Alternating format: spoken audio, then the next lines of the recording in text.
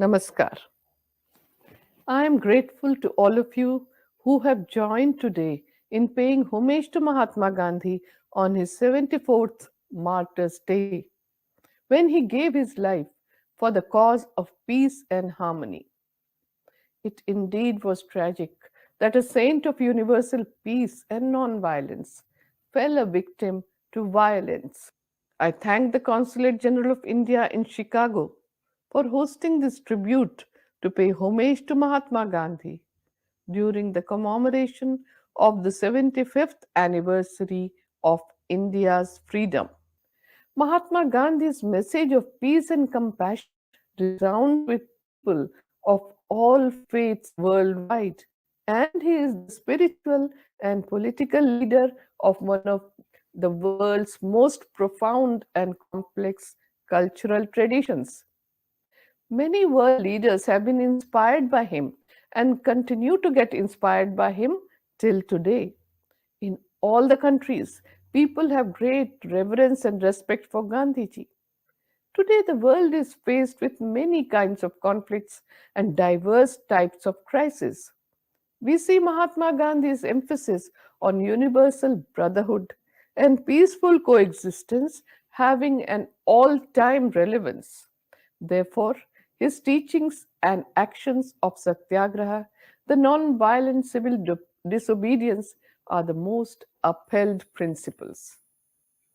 Today in the world, the emphasis is on human dignity and upholding the values of natural justice. There would be no better tribute to Mahatma Gandhi than to rededicate ourselves towards the cause of peace and mutual tolerance. Mahatma Gandhi is not only a freedom fighter but also a social and political revolutionary. His idea of Satyagraha by the method of non-violence is praised and followed all over the world till today. Gandhiji is not a name but an idea that incorporates the feeling of non-violent struggle and sacrifice for the nation. Gandhiji is known for his various satyagraha to oppose unjust laws made by the British in South Africa and India. Some of the popular movements led by Mahatma Gandhi in India are the Champaran Satyagraha for indigo planters, Ahmedabad Mill Satyagraha for the mill workers, Kheda Satyagraha for peasants, Satyagraha against Rowlatt Act, Salt Satyagraha against the tax imposed on salt, and Quit India movement for freedom of India. There have been several successful experiences of Satyagraha in the past 50 years. Among the followers of Gandhiji in the 20th century who successfully launched their own Satyagraha against racial, religious, and economic injustice and struggle for human rights, one could mention names like Khan Abdul Ghaffar Khan, Dr. Martin Luther King Jr., Nelson Mandela, Lech Walesa, Václav Havel, Benigno Aquino Jr., and many others. In more than half a century, many around the globe drew inspiration from Gandhiji's method of satyagraha. Gandhian nonviolence, in its global sense, remains exemplary as a political action and is transferable as a human experience from one tradition of thought to another. That is why the recent history of nonviolent action around the world has shown us clearly that satyagraha is a seed that can grow and flourish in other cultures and religions. Maybe this is the reason why and how Gandhiji had a profound theoretical and practical influence on moral and political leaders around the world. Gandhian nonviolence has been instrumental in political transition from authoritarian or oppressive rule for many decades. Indeed, nonviolent revolutions characterized by civil society organization, mass mobilization, and negotiation have revolutionized the very concept of revolution. Long ago, long gone are the days when the very concept of revolution was synonymous with violent struggle from below and armed efforts at state capture or overthrow. One thing is certain, that is, Gandhiji had a global impact on the transformation of human societies in our time. Gandhiji, in short, was a leader with a global cause. He found it, of course, in Satyagraha, the pathway to peace, and ultimately beyond the independence for India in the legacy of nonviolence. Satyagraha is a moral force and it cannot be used for dishonest or unfair purposes. Gandhiji had said, and I quote, whenever there is evil, injustice, exploitation, social, economic, or political, Satyagraha can be resorted to. It must, however, be remembered that it is the last weapon and must be used only in the last resort when all other weapons of peace have been tried and have failed. Such failures, patiently endured, are, in fact, good preparation for the last step. Satyagraha is grounded in truth force, and the truth is imbued with love. Its method is simple, but its simplicity induces a mode and contains a surprise. It is a process of moral becoming. It is the application in the supreme crisis of moral energy against the forces that endanger the common human desire.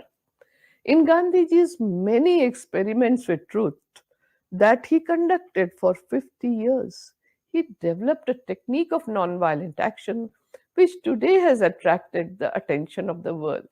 He often called his method the science and art of Satyagraha, the power of truth, or the insistence on truth, or the application of soul force as distinct from physical force.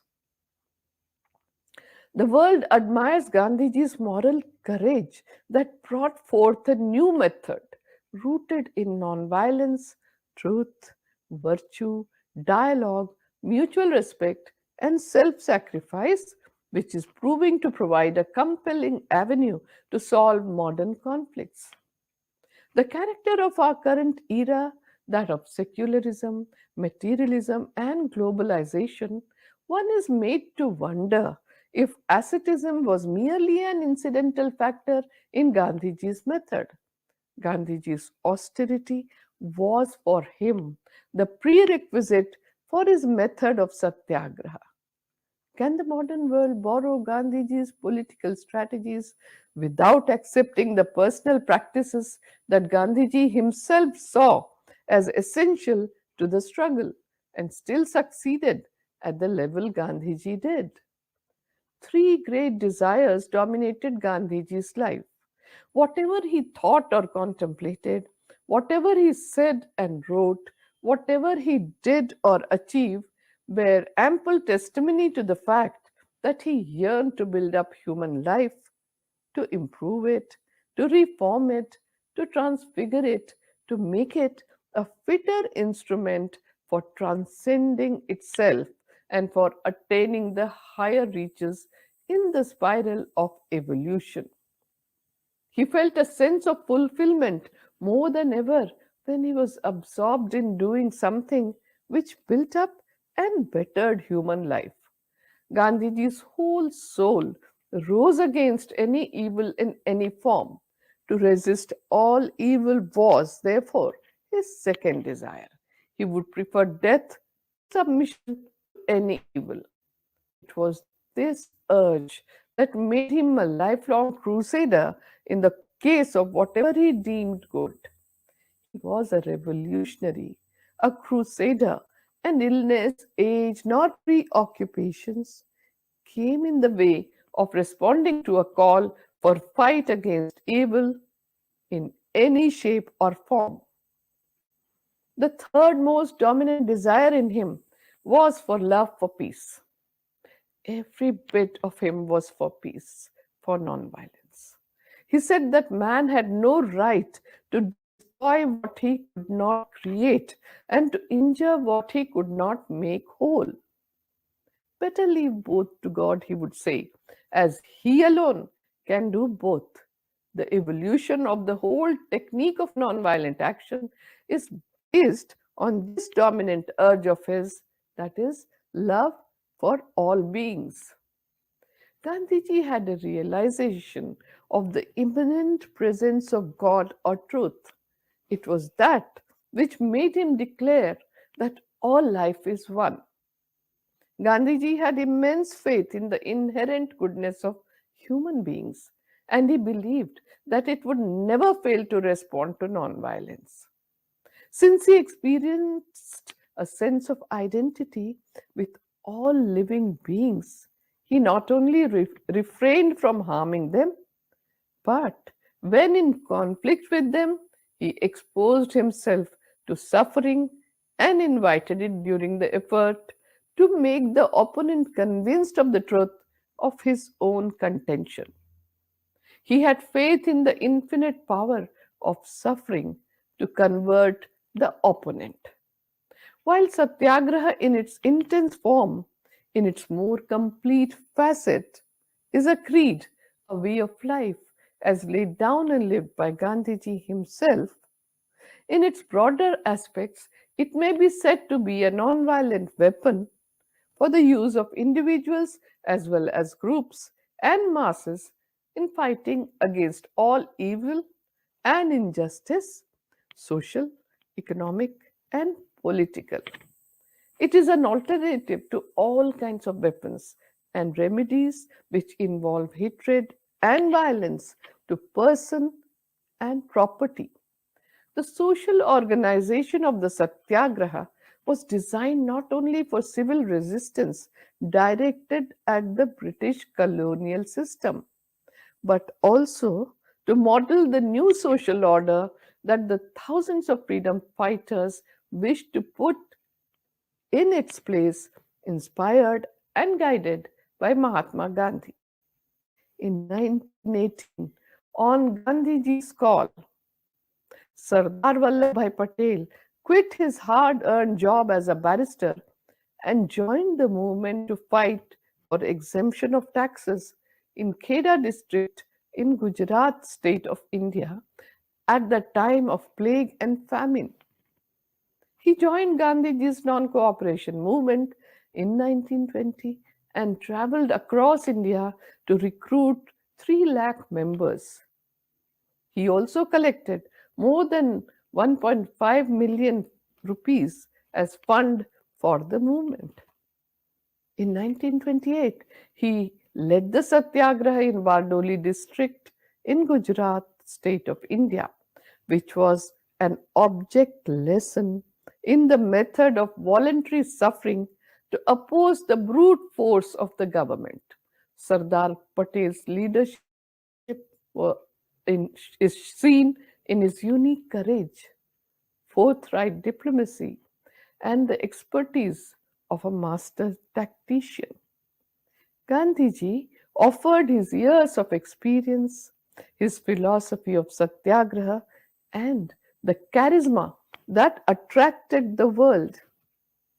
After Satyagraha in Bardoli, Sardar Patel was the main pillar in all the subsequent satyagrahas for the Indian freedom struggle led by Gandhiji. Later on, Sardar Patel became the first deputy prime minister of independent India. In 1930, the leaders of the freedom movement like Sarojini Naidu, Kamala Devi Chattopadhyay, and Khurshid Nauroji, to name a few, joined the Salt Satyagraha led by Gandhiji. When Mahatma Gandhi was arrested, he appointed Sarojini Naidu as the new leader of the campaign.